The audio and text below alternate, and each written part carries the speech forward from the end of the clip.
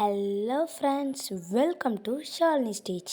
Today நம்ம என்ன பார்க்க போகிறோன்னா, பவர் பாயிண்ட் யூஸ் பண்ணி அதில் ஒரு பிக்சரில் இருக்க பேக்ரவுண்டை எப்படி ரிமூவ் பண்ணலாம் அப்படின்றத பற்றி பார்க்கலாம். வாங்க வீடியோக்குள்ளே போகலாம்.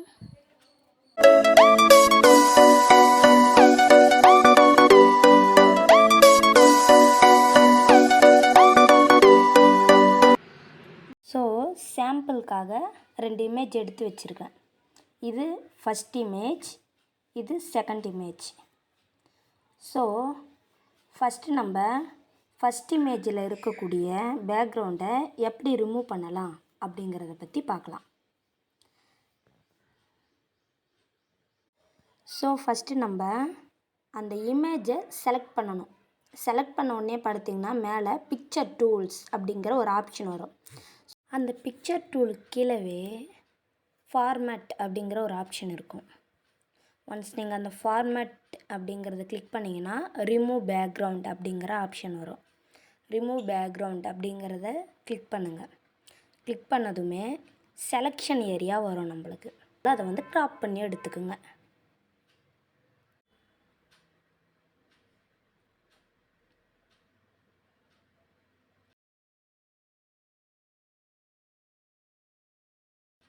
ஸோ க்ராப் பண்ணியாச்சு.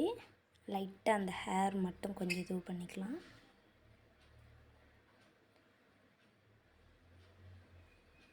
Okay, that's all. ஓரளவுக்கு ரெடி ஆயிடுச்சு.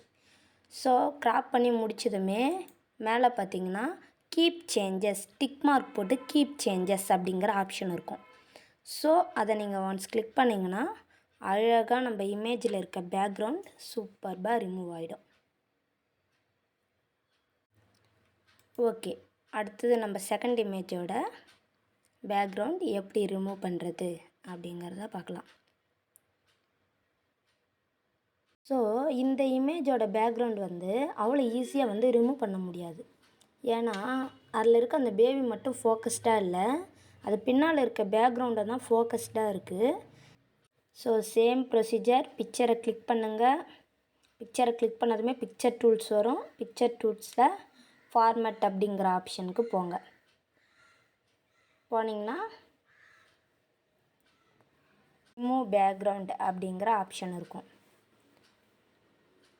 ஸோ ரிமூவ் பேக்ரவுண்டை கொடுத்ததுமே நம்மளோட இந்த சப்ஜெக்டை மட்டும் கரெக்டாக வந்து அட்ஜஸ்ட்மெண்ட் பண்ணி க்ராப் பண்ணிக்கிறோம்.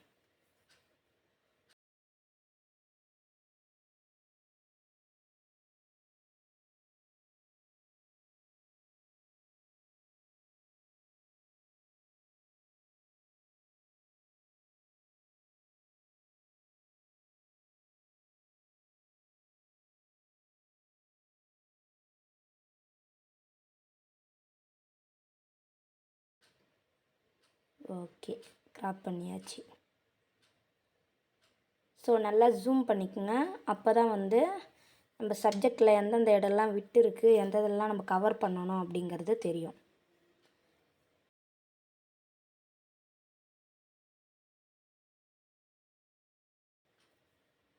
ஓகே,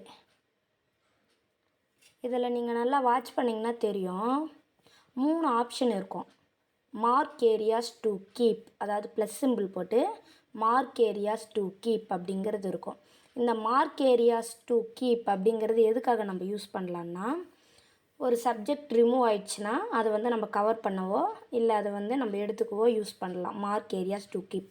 அடுத்தது mark areas to remove, minus symbol போட்டு மார்க் ஏரியாஸ் டு ரிமூவ் அப்படிங்கிற ஆப்ஷன் இருக்கும். ஸோ அது நம்ம எதுக்காக யூஸ் பண்ணலான்னு பார்த்தீங்கன்னா, நம்மளுக்கு எந்தெந்த ஏரியாலாம் வேணாவோ அதில் வந்து நம்ம வந்து மார்க் ஏரியாஸ் டு ரிமூவ் அப்படிங்கிற ஆப்ஷனை யூஸ் பண்ணலாம். அடுத்தது பார்த்திங்கன்னா டிலைட் மார்க் அப்படின்றது, நம்ம தெரியாத ஒரு வேளை மார்க் பண்ணிட்டோம்னா அதை ரிமூவ் பண்ணுறதுக்கு, டிலைட் பண்ணுறதுக்கு நம்ம டிலைட் மார்க் அப்படிங்கிறத யூஸ் பண்ணிக்கலாம். ஸோ வாங்க இதை யூஸ் பண்ணி நம்ம வந்து அழகாக வந்து பேக்ரவுண்டை ரிமூவ் பண்ணலாம். நல்லா கவனிங்க. உங்களுக்கு வேணுன்ற இடத்துல mark areas to keep plus சிம்பிளை யூஸ் பண்ணுங்கள். வேணாங்கிற இடத்துல mark areas to remove minus சிம்பிளை யூஸ் பண்ணுங்கள். தென் முடிஞ்ச அளவுக்கு நல்லா ஜூம் பண்ணி கொஞ்சம் ஸ்லோவாக ஒர்க் பண்ணுங்கள். அப்போ தான் அவுட்புட் வந்து அழகாக கிடைக்கும்.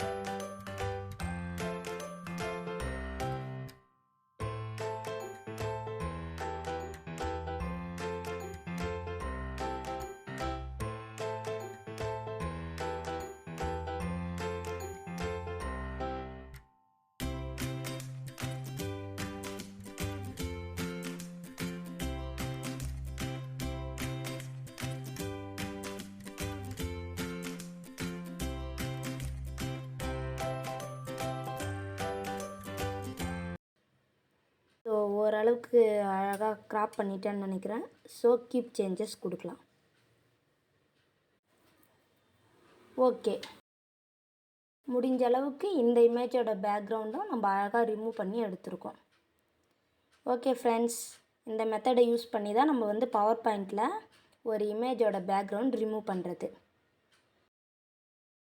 இது போன்ற தகவல்கள் உங்களுக்கு பயனுள்ளதாக இருந்தால் மறக்காமல் நம்ம சேனலை சப்ஸ்கிரைப் பண்ணுங்கள். இல்லை வேறு யாருக்காவது யூஸ்ஃபுல்லாக இருக்குன்னு நினச்சிங்கன்னா ஷேர் பண்ணுங்கள். ஓகே ஃப்ரெண்ட்ஸ், அடுத்த பயனுள்ள தகவலில் சந்திப்போம்.